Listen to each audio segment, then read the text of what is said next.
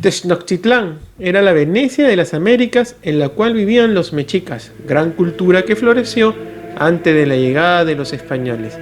¿Qué pasa si te dijera en este instante que la historia que te contaron de México es totalmente diferente? Que lo que encontró Cortés en México fue una ciudad con mezquitas con media luna en sus cúspides. ¿Qué pasaría si te dijera que lo que vivió en esa ciudad ya hace unos 12.000 años atrás fue el mismísimo Jesús? O la historia de Moctezuma. Es un relato reciclado que repite las crónicas de historia muy parecidas o tan igual a con las teorías de Fomenko. Pues te invito a quedarte y a escuchar este relato, de la cual no te vas a arrepentir. Tenochtitlán era un espectáculo maravilloso de lagos y canales, una de las mayores ciudades del mundo, casi mística, que Cortés y sus hombres pronunciaban como podían: Tenochtitlan, Tenochtitlan, Tenestetacan o Temixtitan. No podían pronunciarlo simplemente. Pero lo que realmente hizo que el conquistador español quedara prendado de la capital del Imperio Azteca, le dice el doctor en Historia de América Esteban Mira Caballos, fue su aspecto de urbe palaciega. Así la describió el propio Cortés tras su primer encuentro con Montezuma II, ocurrido el 8 de noviembre de 1519 y que fue un evento que marcaría para siempre las conquistas del territorio del actual México. Con admiración descubrió sus calles que, según sus palabras, la mitad era de tierra y la mitad de agua, por lo que debía transitarse en canoas. Explica el historiador sevillano, especializado en las relaciones entre España y América en el siglo XVI. También habló de los puentes que atravesaban estas vías, que eran tan sólidos y anchos que podían pasar 10 caballos juntos a la par. Continúa el académico. Tan impresionante le resultó al conquistador Tenochtitlán en la Confederación Mexicana que en su segunda carta de relaciones llegó a sugerir a Carlos V que se erigiese en emperador de aquellas tierras, lo cual decía no sería menos meritorio que la corona imperial de Alemania. Pero, ¿qué sabemos realmente sobre cómo era Tenochtitlán y a través de qué fuentes? Conocemos el área urbana de México, Tenochtitlán, gracias a estudios con representaciones cartográficas que se han venido haciendo desde la época virreinal. Cuenta el historiador mexicano Andrés Lira González. Entre otros, dice él, la descripción y mapas de antiguos barrios indígenas que elaboró el sacerdote y cartógrafo mexicano Antonio Alcete en 1789, además de informes sobre testimonios, planos de la ciudad del siglo XVI y XVII e importantes estudios de los arqueólogos Eduardo Matos Moctezuma y Leonardo López Luján. Esteban Mira añade que hay planos bastante ajustados a la realidad, como el famoso Mapa de Nuremberg, el cual se editó en la ciudad de Alemania en 1524. Asimismo, disponemos de la fuente arqueológica que está rescatando y verificando muchos de los lugares que describieron esas crónicas, sacando a la luz complejos arqueológicos como el impresionante Templo Mayor, el edificio del juego de la pelota y el Zompantli, o altar de cráneos, añade Mira. Además de los relatos de Cortés y del conquistador Bernal Díaz, los códices indígenas también nos permiten hacernos una idea de cómo era aquella imponente civilización. En la obra de Bernal Díaz del Castillo hallará el lector la impresión de que causa a los conquistadores el panorama que contemplaron el asombroso al Valle de México, cuenta Lira González. El escritor mexicano dice que Cortés, convencido de la grandeza de México, se empeñó en establecer ahí la capital del dominio que había logrado y que lograría después, pese a los inconvenientes del suelo cenagoso. Recordar que Tenochtitlán se asentaron en islotes y se extendieron ganando espacios sobre lagunas y ciénegas que ocuparon el Valle de México, en realidad una cuenca cerrada por montañas en el sur, que impidieron la salida del agua, señala. Sin duda las imponentes estructuras de la ciudad azteca, alzadas sobre aquel enorme lago deslumbrante a los recién llegados, pero es difícil imaginar en la actualidad cómo debió ser Tenochtitlán a la llegada de los españoles, puntualizó Mira.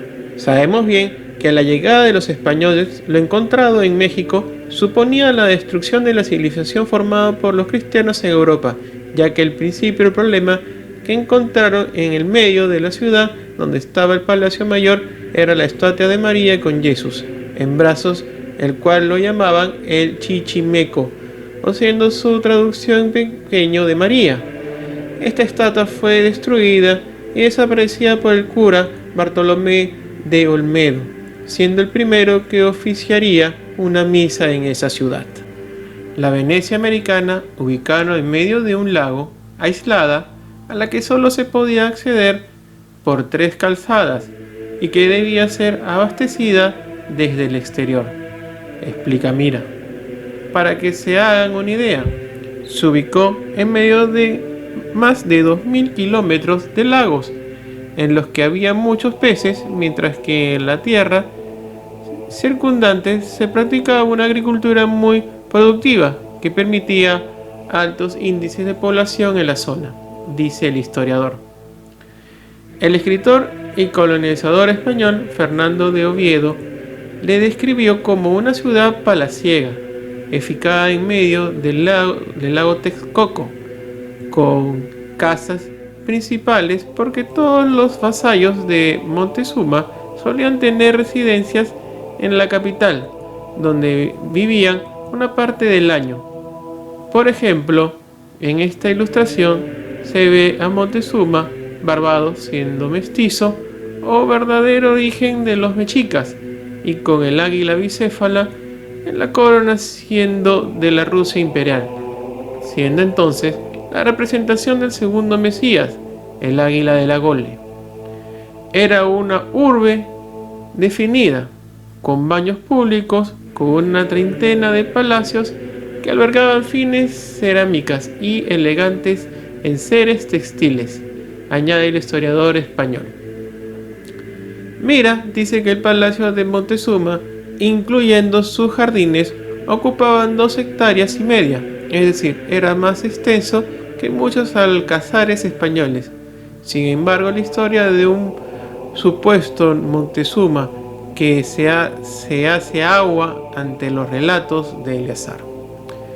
En su libro de los Veres, él cuenta que un Tipaón, que era un pare muy poderoso, fue torturado por un capitán de Alejandro Magno llamado Carranona en España, para que confesara dónde tenía el oro escondido, mas este pare jamás dijo nada y soportó hasta el final.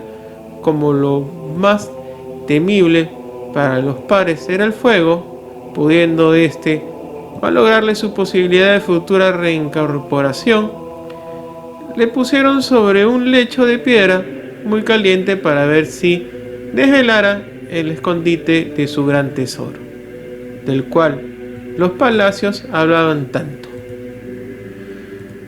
Los propios mexicas se sentían orgullosos de su capital, así como de los grandes logros que habían conseguido, especialmente eran las décadas inmediatas anteriores a la llegada de los hispanos, cuenta el historiador. El ejemplo más claro del alto grado de desarrollo de su ingeniería es sin duda el acueducto que abastecía a la ciudad, el de Chapultepec, que traía el preciado líquido desde el extremo del lago Texcoco. Un acueducto, añade Mira, que fue cortado por Cortés antes del asedio definitivo de la ciudad en 1521, lo que implicó un sufrimiento extremo para los asediados, privados en pocas semanas de agua dulce y es que Tenochtitlán era impresionante, pero también extremadamente vulnerable, pues dependía en todo momento de recursos hídricos y alimentos llegados del exterior. Sin embargo, Lira González dice que son evidentes en la traza y orientación que Tenochtitlán se funda sobre la experiencia urbana de las antiguas culturas toltecas. Los toltecas vienen a ser los mismos mexicas, que ya ellos son los que fundó Tolimac, significando la ciudad de las Marías. Para esto hay que explicar qué son las Marías. Las Marías chocaron su nave en la que hoy viene a ser Teotihuacán. Sí, para muchos esto suena muy extraño. ¿Cómo es posible que unas mujeres vinieran en una nave espacial y chocaran en lo que hoy es México? Estas mujeres tenían un huevo conservador con el semen del esposo de una de ellas, el cual murió en la nave por un accidente.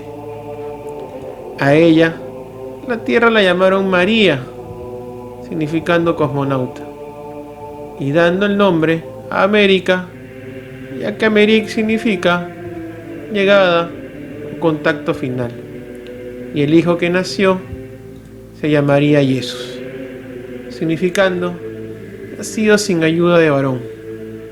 Esta María funda con la ayuda de los habitantes de la zona de Tenochtitlán, que en esos tiempos se llamaba Tolimac, la famosa Tule de las historias de los hiperbóricos. En ese tiempo, en la historia existían los mayas, los constructores de pirámides en la península de Yucatán.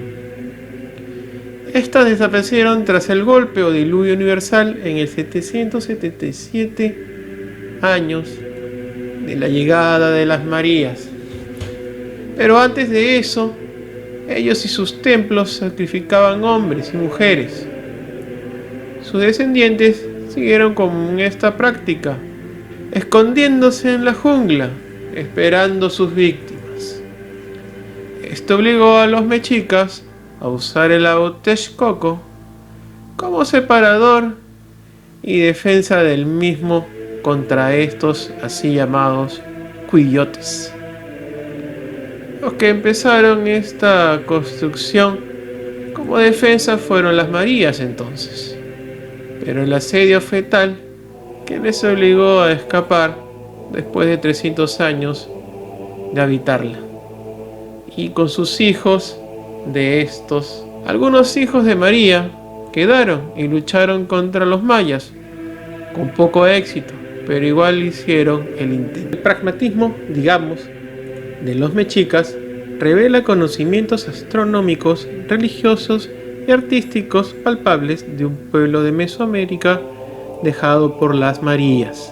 Destaca una original ingeniería para dominar el espacio en torno al lago y, por obra de su situación y cultura guerrera y comercial, el desarrollo de una actividad expansiva, de la que fue testigo y hábil aprovechó Hernán Cortés. Entonces nos hacemos la pregunta, ¿qué tipo de personas vivían en Tenochtitlán? Podemos ver en sus diferentes mapas que nos presentan casi una ciudad europea, con medias lunas, símbolos de la llegada del tercer Mesías. Entonces podemos discernir que Cortés encontró algo muy diferente a lo que nos quieren hacer creer. Encontró una civilización mestiza, gestada al principio por los hijos de María y luego por el rey Dárdanos, al cual llamaron Juan en muchos lugares. Sin embargo, a él lo llamaron en ese lugar Texalgo Atila, significando de parte del poder de Dios, o guardián de Tenochtitlán. Es propiedad famosa de Atila. El rey Dárdanos Al marcharse dijo las palabras aztecas, significando no olvidar, ya que los veres volverán. Esto dijo que los mexicas creyeran que los españoles eran los veres, ya que tenían barbas y se les veía como los veres, siendo ya cristianos y llenos de chismes impuestos por los curas.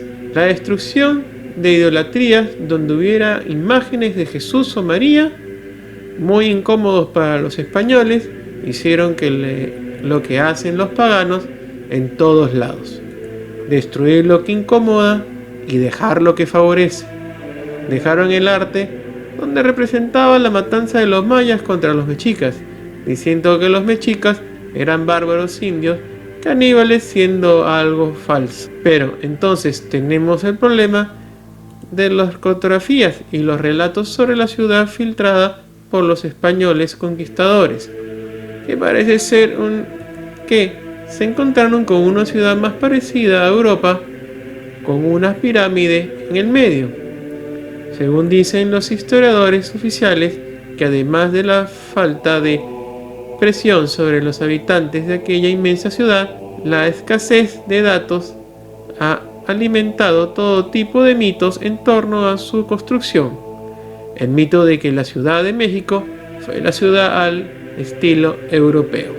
El principal y más importante, dice Andrés Lira, es el de la peregrinación ordenada y guiada por el dios Huitzilopochtli para llevar a su pueblo al lugar en que había fundado su ciudad y engrandecerla. Los mexicas llegaron así al Valle de México, donde encontraron un nopal en la que el águila devoraba una serpiente, siendo las instrucciones que les había dado el dios. Pero la mitología no coincide con la historia.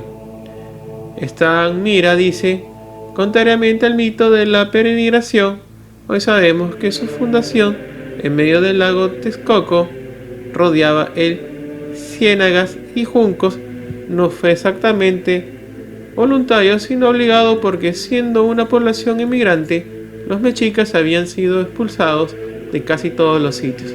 Fue en esa zona aparentemente inhóspita donde se le permitió establecerse. Estos coinciden con la historia contada en la cual las Marías tenían que protegerse de los ataques de los mayas o el primer imperio payo. Usaron esta isla como separación de estos caníbales antropófagos. En el pasado, el sistema de lucha y ejércitos era diferente a los de ahora, contaba Eleazar. El enfrentamiento era cara a cara y no sitiaban ciudades, pero esto cambió después de 300 años y tuvieron que escapar las Marías de dicha ciudad cuando el imperio payo mandó desde Manaos legiones de ejércitos sobre el águila comiendo una serpiente sobre un nopal.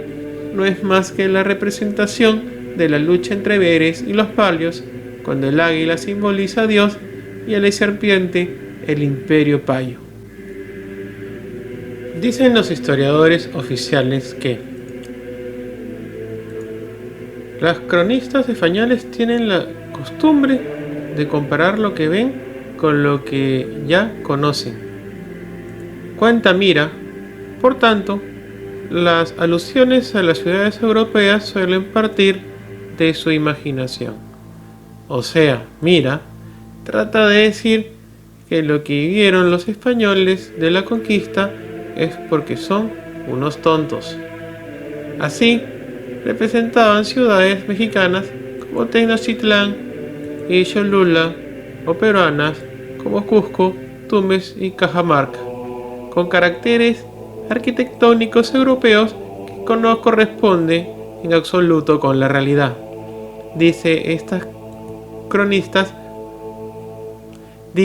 cronista oficialista, y como sabes, esto es una gran mentira. Los cronistas veían algo y lo plasmaban, pero siempre el oficialismo tratará de manchar cualquier historia que sea borrar la historia de Europa. Tenochtitlán era una ciudad impresionante por sus dimensiones, por sus jardines y por sus espacios palaciegos y plazas. Pero dice este historiador que no hay que olvidar que era muy diferente a cualquier ciudad europea. Es muy extraño que traten de remarcar esto con gran fervor, el de remarcar que América no fue visitada por gente europea o de origen caucásico antes de Colón. En conclusión, México fue una ciudad creada por las Marías, con arquitectura bere, siendo de su raza mestiza y bere hasta payos. Le dieron gran acogida a las Yúrides y luego a Dárdanos, siendo los mexicanos grandes aliados de los B, y que aún mantienen, a pesar de las mentiras cristianas, su fe en Jesús y de María. Quiero hacerles recordar para finalizar que el nacimiento de Jesús se dio en México. Este nacimiento se dio gracias al huevo conservador, donde se conservó el Euve Suri de Eliseo, y Eliseo nacería un niño al que llamarían Jesús, que ya dije el significado antes.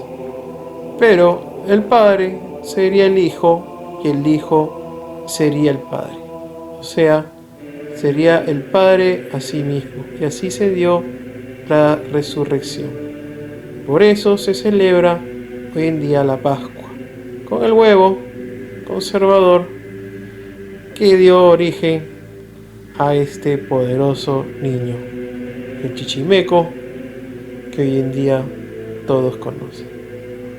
Sin más que decir, hasta otra. Les habló Henry y gracias. No olviden de suscribirse.